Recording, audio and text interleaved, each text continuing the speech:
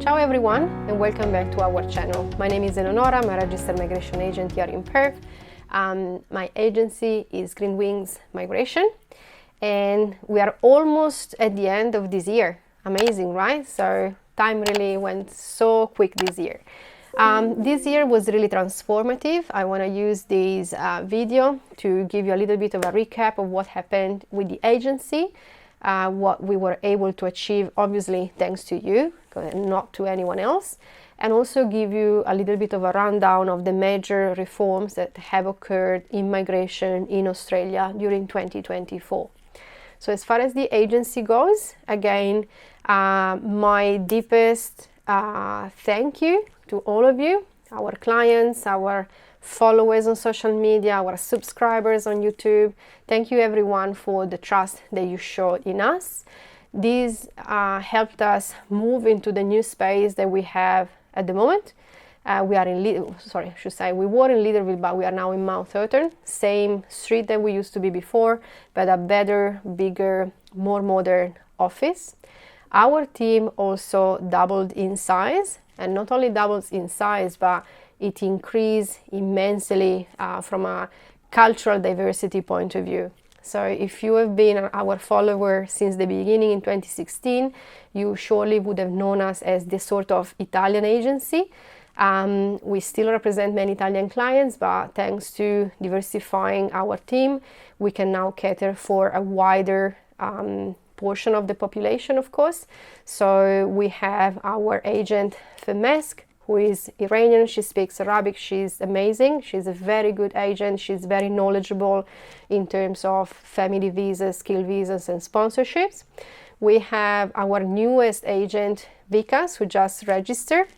Vikas comes from India, so obviously he can cater for that portion of the population, which represents a great source of migration for Australia. They are really our neighbors and they support the migration to Australia very, very much. We have Luz. Luz is not an agent, but she's our amazing migration assistant. She is becoming increasingly more knowledgeable. I really hope for her to become an agent one day. She speaks Spanish and she comes from Argentina. And then obviously we have Stefania. Stefania is our senior agent. She's Italian. She speaks obviously a great English as well, so she can cater for UK clients and American clients and everyone else who speaks English. And then we also must mention our great Federica, who is our secretary. She gives us support from an administrative perspective. And then we have Andrea, who does all the contracts and finance stuff, all the boring that I don't want to do. So thank you to the team, thank you to the clients for this amazing year. Now, this year has been amazing, but it hasn't been a smooth ride, I must say. There has been many reforms that have been introduced since early 2024, and I just want to go through them for you, just to convey one important message, which I think is really fundamental, I should say. If you are in Australia, if you think to migrate to Australia, the moment you have an opportunity to do something to get a visa, please don't wait, just do it. Because really legislation and migration legislation especially can change overnight here. We have just seen it recently, some announcement made on the 5th of December and everything changed on the 7th. This really gives little space to migrants to put in motion things that would help them getting visas, okay? So I know it's hard, I know it's demanding, but if you need a better IELTS or English test results, go study and get it. If you are offered a sponsorship opportunity, don't think that the train will come twice, just get it and then you'll figure it out. If you have an opportunity to apply for a skills assessment now, don't wait 6 months time, because 6 months time may be too late. So all those little things that really jump on that boat as soon as possible, because that could make the difference between being able to call Australia home or not. So back to the reforms, I think one of the most shaking reforms was the student visa reforms. The essentially what happened is that the student visa system was, they say, on the verge of collapsing. I say it was for many years, especially during COVID, the only solution that many migrants could actually resort to in order to keep their lawfulness in Australia. So this created a situation where many people ended up applying for courses that they didn't really need it or they didn't really want to study. And in the eyes of the department, this creates a rort in the system. So their way to fix the problem has been to basically stop people from being able to apply for a student visa if they are in Australia on a visitor visa. So you can no longer come here on a holiday and then change your mind and decide that you want to stay and study regardless of what you want to study. They have increased the fees, so we went from few $100, $700 something, to almost $2,000. They have increased the amount of financial capacity that you might need to demonstrate when applying for a visa. They have introduced more situations where you are requested to present an English test before applying for the visa. And they also made some consequential decisions around the 485 visa, so the postgraduate, which normally comes after you have studied in Australia on a student visa. The biggest change on the 485 is surely the fact that you can no longer apply for it if you are over 36 years old. This doesn't apply if you studied a master's degree by research or a PhD, but this change was only introduced later on. So initially was no one can apply for a 485 visa if they are 36 or above. And then likely they had to admit that they made a mistake, because if you are a PhD student, highly likely you are above that age, because that's how it is in normal life. They also renamed the 485 streams. So it used to be a little bit confusionary before, and in fact the name led to many people applying for the wrong stream of the 485 visa. So now seems to be a little bit easier. You apply for a vocational graduate visa or a higher skilled graduate visa. The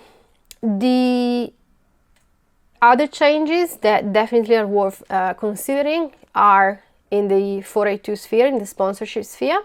So you know the concept of TSMIT, so the temporary income salary threshold. This is the amount of money that if your employer decides to sponsor you, cannot pay you under.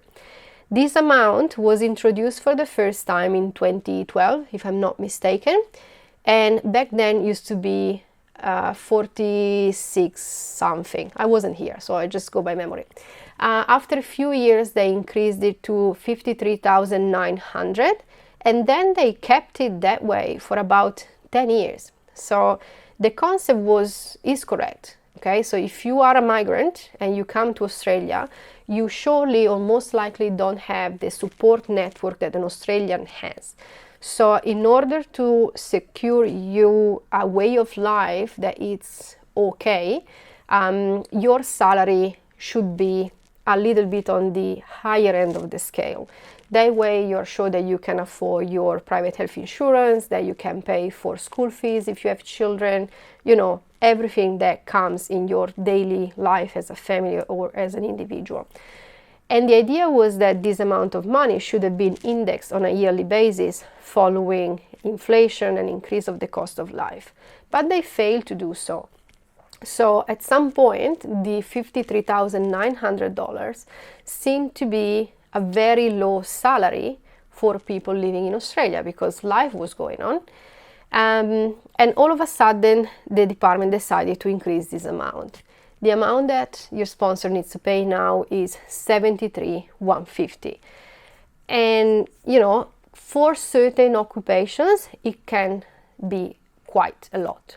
So, in certain occupations doesn't make so much difference, but in others it does. So this is something that obviously affected the way sponsored visas are offered and handled and also received.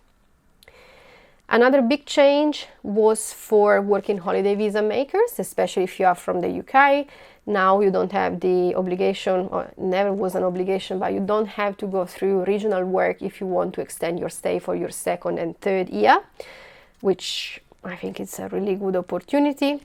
The subclass 462 has been expanded as well to include more countries.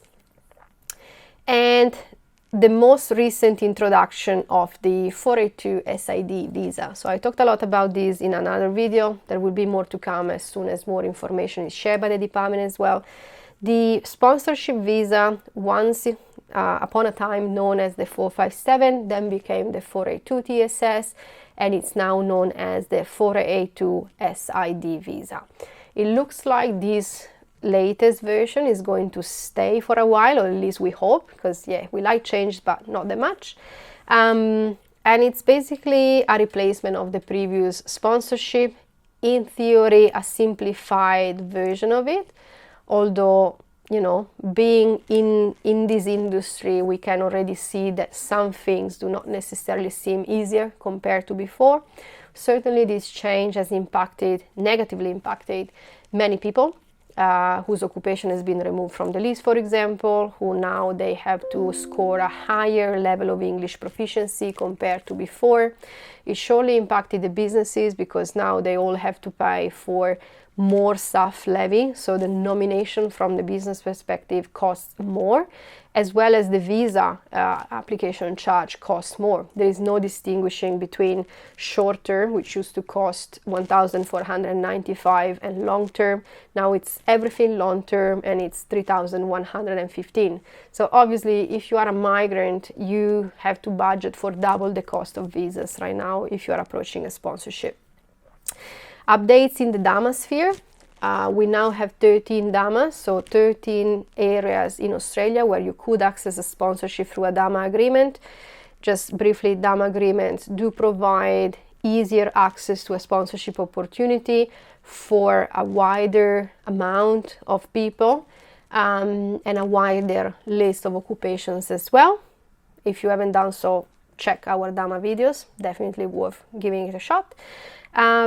And then the new introduction of the National Innovation Visa. There is still a little bit of gray area around this National Innovation Visa. It looks really much like they introduced this visa to repeal and substitute the previous global talents, global innovation, all that group of visas. It's definitely something worth checking out if you are very prominent in your industry. Okay, it doesn't look like it's the visa for people who want to become entrepreneurs or show the world that they can introduce, I don't know, a new product, a new service, a new technology. It's something for people who already have built upon their profile, who are already recognized as leaders or good representative of the industry they're working into. And it's a visa that is limited, so apparently only 4,000 people a year can be nominated for this visa. So that's a wrap for 2024. Thank you again. If you like the content we do, please subscribe to our YouTube channel and feel free to send us requests at any point in time. We will try to reply to you all. Thank you.